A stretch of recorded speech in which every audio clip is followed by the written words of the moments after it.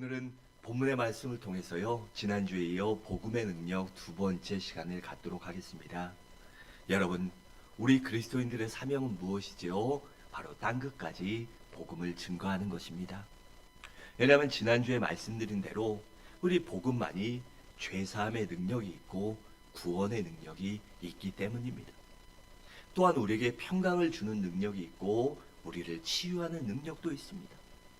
또한 복음에는 우리를 축복해주고 우리가 마귀를 물리칠 수 있는 힘을 주는 능력이 있어요. 또한 우리가 받은 은혜를 유지시켜주는 능력이 있고 천국까지, 우리 아버지 집까지 우리를 인도하는 수없이 많은 능력과 은혜가 있기 때문입니다. 그렇다면 이러한 복음의 능력이 언제 나타날 수 있을까요? 이렇게 수없이 많은 복음의 능력을 누리려면 우리가 어떻게 해야, 또한 믿음으로 어떻게 행할 때 이러한 능력이 나타날 수 있냐는 것입니다. 첫째로, 복음의 능력은 우리가 부활의 신앙을 가질 때 나타납니다. 여러분, 사도 바울이요, 만약에 다메섹 도상에서 우리 부활하신 주님을 만나지 못했더라면 그가 과연 목숨을 버리면서까지, 그 삶의 모든 것을 포기하면서까지 우리 주님을 증거할 수 있었을까요? 결단코 아닙니다. 바울이 부활하신 주님을 만났기 때문에 복음을 증거한 일에 그 삶조차, 그의 생명조차 아끼지 않을 수 있었던 것입니다. 여러분, 사도 바울은 원래요, 예수 믿는 사람들을 핍박하는데 앞장섰던 사람입니다. 그러니까 예수님과 정반대의 인생을 살았던 사람이에요. 그런데 다메섹 도상에서 부활하신 주님을 만남으로 인하여 그는 복음을 증거한 일에, 우리 주님을, 예수님을 증거한 일에 그의 인생을 전부 다 걸 수 있었던 것입니다. 또한 부족했던 주님의 제자들도요, 부활하신 주님을 만난 후에 진정으로 변화되어 담대하게 복음을 증거할 수 있었던 것입니다. 사도행전 2장 32절은 이렇게 말합니다. 이 예수를 하나님이 살리신지라 우리가 다 이 일에 무엇이요? 증인이로다 라고 했습니다. 또 사도행전 3장 15절에 보면 생명의 주를 죽였다. 그러나 하나님이 죽은 자 가운데서 그를 살리셨으니 우리가 이 일에 증인이라 라고 했습니다. 여러분, 사도들이 열심히 복음을 증거하자 예수를 잡아 죽였던 유대교 지도자들이요, 그들을 붙잡아 공갈 협박을 하고 그들을 핍박합니다. 그런데 그럼에도 불구하고 사도들은 담대하게 그들 앞에 이렇게 말합니다. 사도행전 4장 17절과 20절은 이렇게 말씀합니다. 이것이 민간에 더 퍼지지 못하게 그들을 위협하여 이후에는 이 이름으로, 즉 예수의 이름으로 아무에게도 말하지 말게 하자 하고 그들을 불러 경고하여 도무지 예수의 이름으로 말하지도 말고 가르치도 말라 하니 베드로와 요한이 대답하여 이르되 하나님 앞에서 너희 말을 듣는 것이 하나님의 말씀을 듣는 것보다 옳은가 판단하라. 우리는 보고 들은 것을 말하지 않을 수 없다라고 했습니다. 그러니까 베드로와 요한은 그 복음을 위해 어떠한 핍박과 고난도 감당할 수 있었던 것입니다. 왜요? 부활하신 주님을 만났기 때문입니다. 여러분, 기독교의 역사는요, 한마디로 요약하자면 바로 순교의 역사입니다. 그렇다면 우리 믿음의 선진들이, 이 땅에도 수없이 많은 믿음의 선진들이 피 흘리며 목숨 바치며 전 재산과 자신들의 삶과 인생을 걸면서까지 그들이 신앙의 지도를 지킬 수 있었던 이유는, 복음을 증거했을 수 있었던 이유는 무엇일까요? 바로 그들이 부활의 신앙을 가졌기 때문입니다. 여러분, 부활의 신앙을 가졌다는 것은요, 천국을 확실히 믿는다는 것입니다. 내가 죽으면 천국에 간다라는 확신이 있기 때문입니다. 또한 주님의 재림도 믿는다는 것입니다. 우리 주님이 반드시 속히 오신다. 반드시 우리 주님이 이 땅에 재림하셔서 가신 모습 그대로 이 땅에 오셔서 반드시 우리를 선악간에 심판하신다는 것을 믿기 때문입니다. 또한 그것을 믿음으로 나도 부활할 수 있다. 나도 그 천국에 갈 수 있다는 것을 확실히 믿기 때문입니다. 그러한 믿음이 있으니 무엇이 두렵겠습니까? 내가 선악간에 주님 안에 행한 대로, 이 육신의 장막을 입은 대로 행한 대로 반드시 우리 주님이 심판하시고 내가 충성하고 말씀대로 살고 믿음과 신앙을 지키면 반드시 생명의 면류관과 자랑의 면류관과 금의 면류관과 의의 면류관으로 내게 반드시 갚아준다는 믿음이 있으니 무엇이 세상의 것이 두렵겠습니까? 그래서 담대하게 복음을 증거하며 신앙과 믿음의 지도를 지킬 수 있었던 것입니다. 여러분, 그렇다면 이 자리에 있는 우리 모두도 그러한 부활의 신앙을 갖고 계십니까? 우리 주님에 대한 복음에 대한 확신을 갖고 계십니까? 천국을 믿고 우리 주님의 재림을 믿고 내 자신도 우리 주님과 같은 신령한 몸으로 반드시 부활할 것을 믿고 계십니까? 그렇다면, 믿는다면 담대하게 복음을 증거하시기 바랍니다. 어떠한 일이 오더라도 신앙과 믿음의 지도를 지킬 수 있는 여러분들 되시기 바랍니다. 둘째로, 복음의 능력은요, 거룩할 때 나타납니다. 여러분, 내가 예수를 믿고 내 삶이 거룩하게 변화될 때 내 가족과 주변 사람들이요 감동받고 예수님을 믿게 되는 것이지, 내가 하나도 변화되지 않았는데, 내가 변화되지 못했는데 어떻게 전도가 되겠습니까? 내가 변화되지 않고, 내가 거룩하지 않고, 내가 성별되지 않고 살아간다면요, 주변 사람들이 뭐라고 할까요? 너나 잘하세요 라고 합니다. 너나 잘하세요. 우리는요 절대로 그런 말을 들여선 안 됩니다.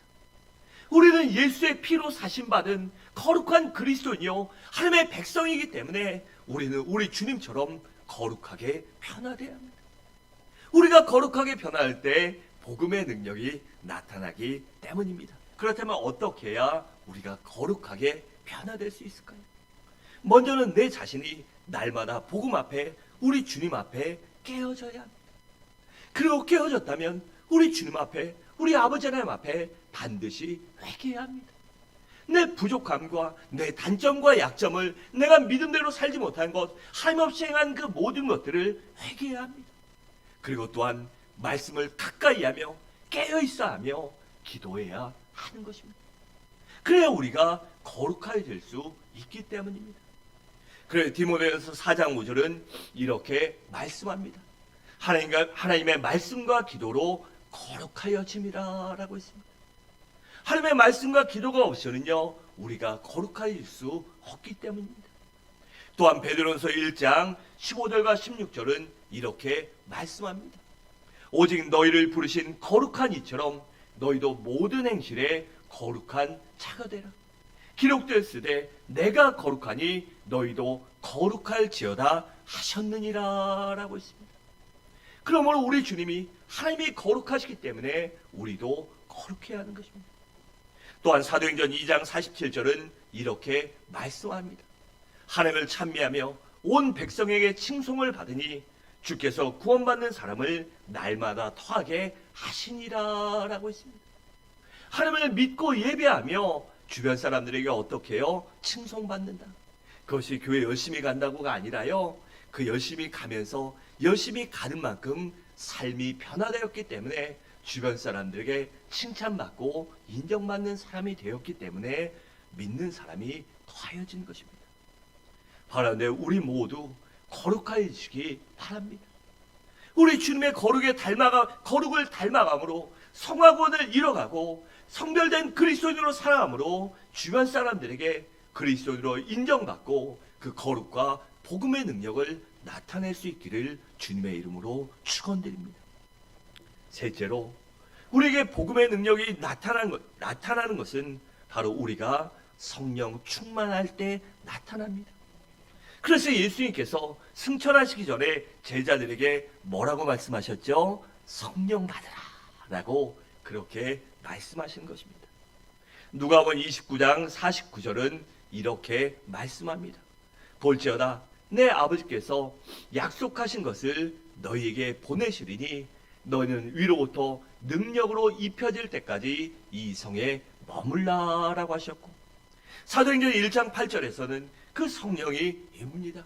오직 성령이 너희에게 임하시면, 너희가 성령 받으면 너희가 권능을 받고 성령의 충만함을 받아 예루살렘과 온 유대와 사마리아 땅끝까지 이르러 내 증인이 되리라 하시니라 라고 했습니다. 여러분, 그래서 제자들이 오순절 마가의 다락방에서 간절히 기도하다가 오순절에 거기서 남아있던, 열심히 기도하던, 주님의 말씀을 믿었던 120명이 성령 충만을 받은 것입니다. 그리고 성령의 능력을 받은 제자들이 담대하게 복음을 증거하자 복음의 능력이 나타나서 많은 사람들이 예수 믿고 구원받게 된 것입니다. 우리 사도행전 2장 37절과 41절을 함께 읽겠습니다. 시작.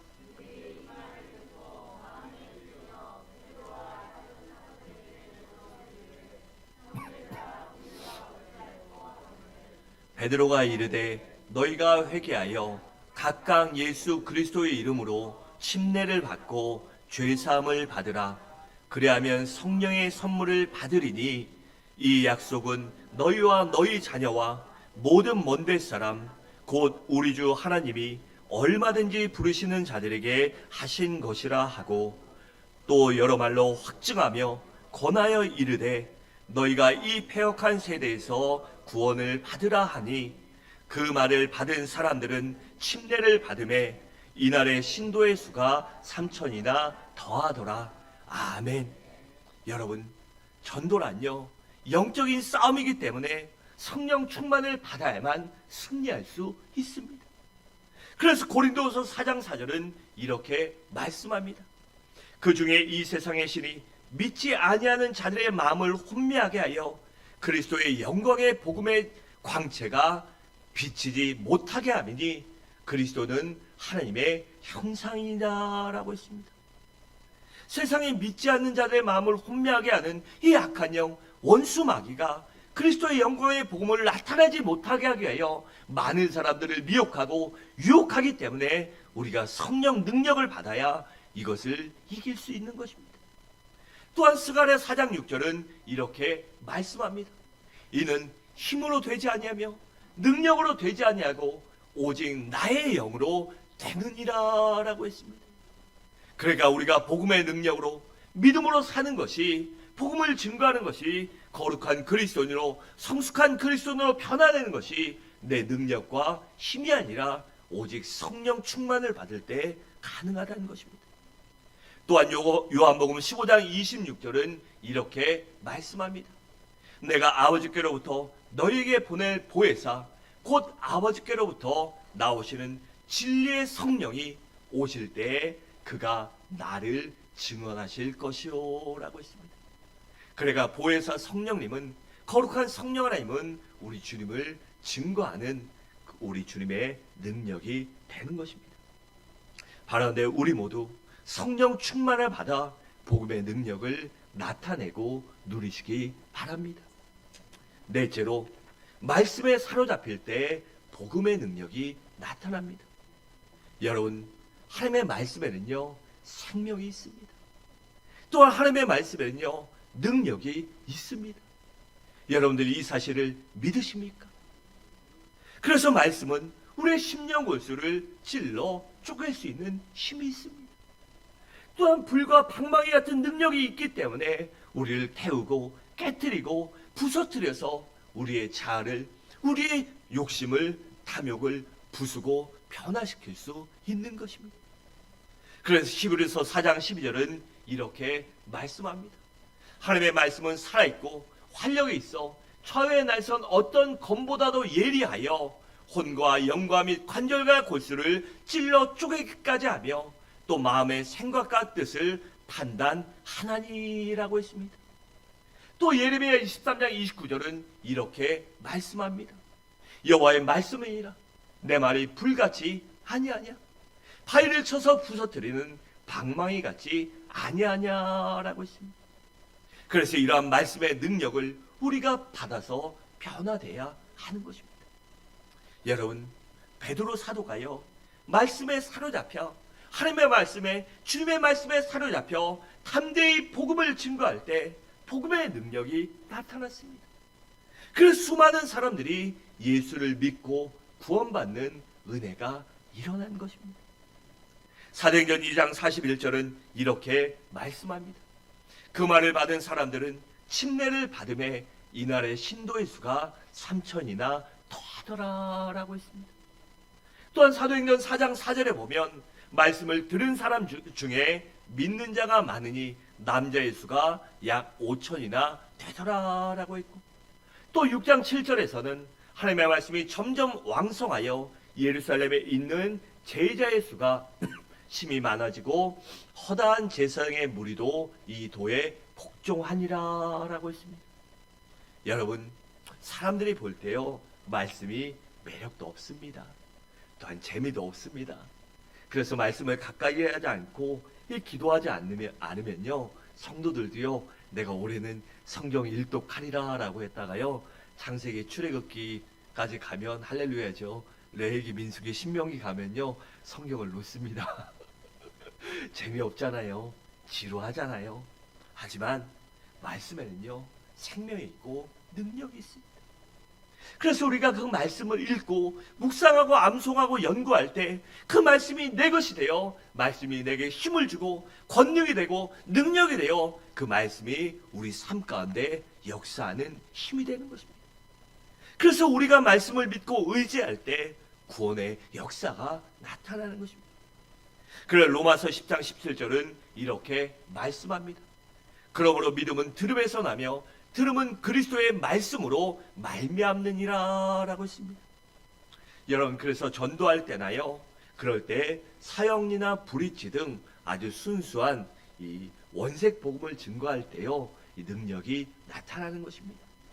뭔가 대단한 거 전하고 뭔가 그래야 복음의 능력이 나타나는 것이 아니라요, 이 하나님의 말씀을 증거할 때, 이 원색의 복음을 증거할 때 그 능력이 나타나는 것입니다. 바라는데 우리 모두 말씀에 사로잡혀 복음의 능력으로 살아가시기 바랍니다. 다섯째로는 겸손하고 온유할 때 복음의 능력이 나타납니다. 여러분, 복음은요, 사람을 통해서 나타납니다. 그냥 말을 한다고 그 설교방송 듣는다고요, 복음의 능력이 나타나지 않아요. 복음은 언제나 사람을 통해서 전파되고 증거되기 때문에 우리의 태도가 그만큼 중요한 것입니다. 그래서 복음을 전할 때는요, 상대방이 불쾌한 감정이나 혐오감을 갖지 않기 위해 겸손한 태도와 온유한 태도가 필요한 것입니다. 그래서 복음을 증거할 때요, 상대방이 좀 나쁘게 나오고 불편하게 해도요, 성내면 안 됩니다. 참을 줄 알고 인내할 줄 알고 그래도 겸손하고 온유하게 해야 그 복음의 능력이 나타나기 때문이에요. 여러분, 왜냐하면요, 그래야 그 사람이 나를 그리스도인으로 먼저 인정하기 때문입니다. 그래서 우리는 상대방에게 좋은 인상을 주고 호감을 갖게 해야 합니다. 그래서 사도 바울은 사도행전 20장 19절과 20절에서 이렇게 고백합니다. 곧 모든 겸손과 눈물이며 유대인의 간계로 말미암아 당한 시험을 참고 주를 섬긴 것과 유익한 것은 무엇인지 공중 앞에서나 각 집에서나 거리낌이 없이 여러분에게 전하여 가르치고라고 그렇게 고백했던 것입니다. 그리고 또한 많은 성도들에게 이렇게 당부합니다. 디모데후서 6장 11절과 12절은 이렇게 말씀합니다.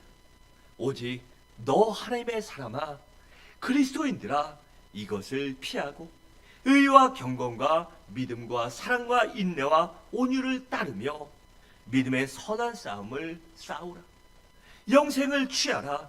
이를 위하여 내가 부르심을 받았고 많은 증인 앞에서 선한 증언을 하였도다라고 했습니다. 여러분, 믿음의 선한 싸움을요, 악착같이 세게, 세상 말로요, 그렇게 싸우라고 하지 않습니다. 믿음의 선한 싸움을 어떻게 싸우라고요? 이 세상의 것들을 피하고 의와 경건과 믿음과 사랑과 인내와 온유를 갖고 믿음의 선한 싸움을 하라고 합니다.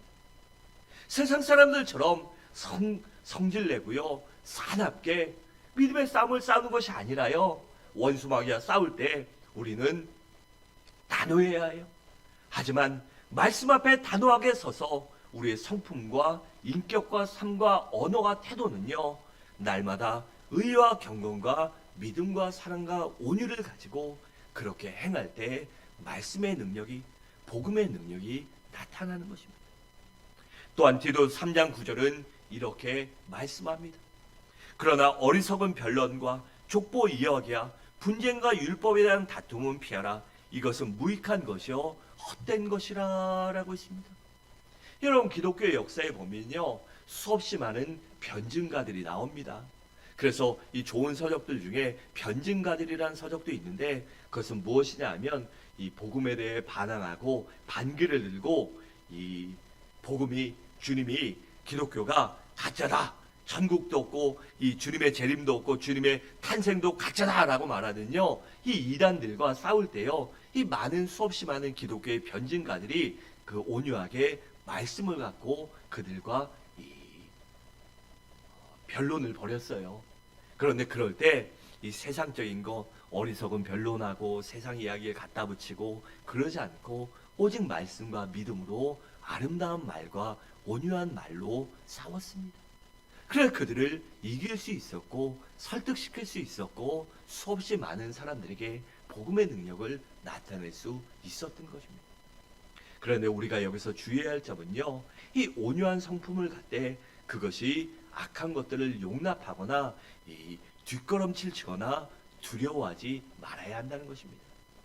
우리 여기 학생들이 있는데 학교 다니면서 진화론 배우잖아요. 그 진화론이 왜 이 이론임에도 불구하고 만류 인력의 법칙, 무슨 법칙, 가속도의 법칙, 중력의 법칙, 법칙이 아니잖아요. 밝혀지지 않고 증명되지 않은 것이에요. 이론이에요. 근데 왜 그것이 정설처럼 받아들이냐? 19세기 초반에 18세기부터 지동설, 천동설에서 이 교회 지도자들이요, 유럽의 교회 지도자들이 쓸데없는 고집을 부립니다. 그래서 천동설을 주장하다가 지동설이 밝혀지고 망신을 당했죠. 그리고 얼마 지나지 않아 진화론을 다인이 제시합니다. 근데 그때 당시에 그들이요, 어리석은 생각을 해요. 아, 우리가 한번 망신당했으니까 믿음과 복음을 저버린 것이요, 하나님이 태초에 천지를 창조하셨느니라는 그 말씀을 그들이 저버립니다. 그 천동설과 지동설은요, 말씀이 없어요. 그런데 하나님이 일월 성신을 만들고 별을 만드시고 만드셨다는 그 말씀을 갖고 깊이 묵상하지 않았기 때문에 고집부리다가 망신당했죠. 그런데 이 진화론이 나왔을 때는 하나님의 말씀을 저버립니다. 그리고 망신당하지 않고 세상 사람들에게 비과학적이고 비논리적이고 무식하고 그런 사람이 되지 않을 그 마음과 두려움을 갖고요, 그 교회에서 진화론을 인정합니다. 교회에서 그걸 인정했어요. 유럽의 교회들에서. 그래서 진화론이 정설처럼 받아들여서 지금까지 학교에서 가르치고 있는 것이에요. 우리 학생들은 반드시 알아야 돼요. 또 부모님들도 반드시 알아야 됩니다. 그래서 말씀을 우리가 알아야 하는 것들이, 말씀을 알 때, 그리고 겸손과 온유가 무엇인지 반드시 알아야 하는 것입니다. 겸손하고 온유하게 태도와 상대방에 대해 배려하지만 우리가 아닌 것은요, 목숨 걸고 아니라고 말할 수 있어야 합니다. 진화론, 아니다. 우리 아이들도 그래요. 아빠가 때로는 선생님보다 낫냐? 그러면 내가 선생보다 난 것은 하나님이 만드신 그 세상에 대해 안다. 하나님 말씀을 알기 때문에 그것은 알지만 내가 선생님들 가르치는 거, 국어, 영어, 수학은 못 가르친다. 그들보다 그건 못하지만 이 말씀에 대해서 안다라고 말합니다. 여러분, 그래서 우리는요, 단호해야 될 때는 단호해야 되고, 목숨 걸고 지켜야 될 건 목숨 걸고 지키지만, 그렇지 않을 때는 온유하고 겸손한 태도를 유지하시기 바랍니다. 만약에 우리나라에 지금 다시 전쟁이 일어나 공산당이 내려오면 어떻게 해야 되겠습니까? 온유한다고 복음을 저버려야 되겠습니까? 아닙니다. 그들에게도 잘해주고 될 수 있으면 선한 이미지를 줘야 되겠지만, 예수 믿을래 죽을래 하면요, 우리는요 단호하게 죽을래 해야 됩니다. 반드시 그렇게 사는 여러분들 되시기 바랍니다. 마지막으로, 가정이 복음화될 때 복음의 능력이 나타납니다. 여러분, 내 가정이 먼저 복음화돼야 다른 사람에게 담대하게 전할 수 있지 않겠습니까?